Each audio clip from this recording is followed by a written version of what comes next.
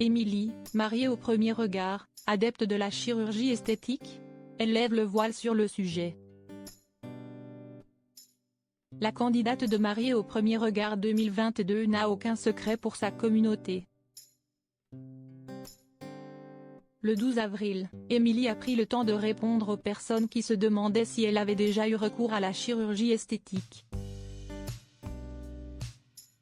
Émilie est l'une des candidates de Mariée au premier regard 2022, M6.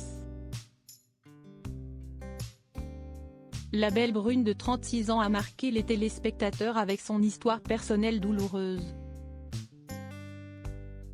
Elle a été quittée alors qu'elle était enceinte de 4 mois et depuis, si est seule qu'elle élève sa fille Lina, 1 an. Touchés, nombreux sont les internautes à lui envoyer des messages bienveillants au quotidien. Voyant qu'elle est proche de sa communauté, d'autres n'hésitent pas à lui poser des questions intimes, notamment sur la chirurgie esthétique. Elle a donc évoqué le sujet en story, le 12 avril.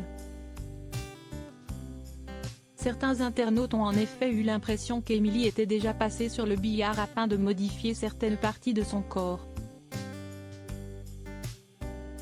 La potentielle épouse de Frédéric a donc souhaité faire une petite mise au point. Je n'ai jamais fait. Je n'ai jamais fait mes lèvres, mon nez ou même du botox. Non, non, non, a-t-elle assuré. Elle a vite précisé qu'elle n'avait rien contre les gens qui passaient par la case chirurgie esthétique pour gommer un ou des complexes. Elle a préféré s'accepter telle qu'elle est. J'ai plein de défauts, j'ai parfois des mauvais jours, mais je ne veux pas faire de chirurgie. Pour le moment, ce n'est pas quelque chose qui m'intéresse. Émilie est consciente qu'un jour, elle pourrait bien changer Davis. Mais ce jour n'est pas encore arrivé. Et je n'ai pas le temps pour tout ça là, et même l'argent d'ailleurs, a conclu la mère de famille.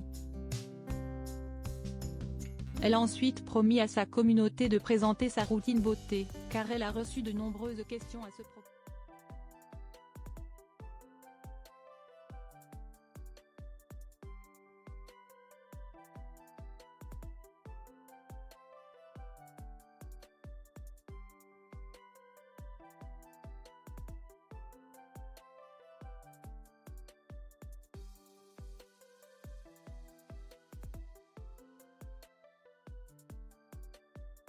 À la main.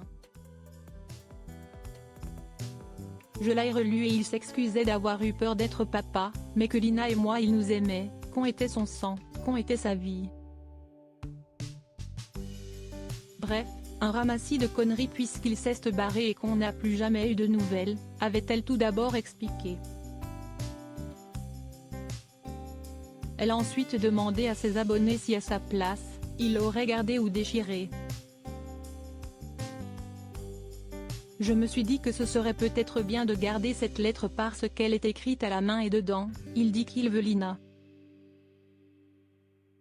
Du coup je me suis dit qu'il fallait peut-être que je la garde pour la mettre dans le cahier que j'ai fait pour Lina. Pour qu'elle sache qui est son père biologique plus tard. Je voulais avoir votre avis, avait-elle poursuivi.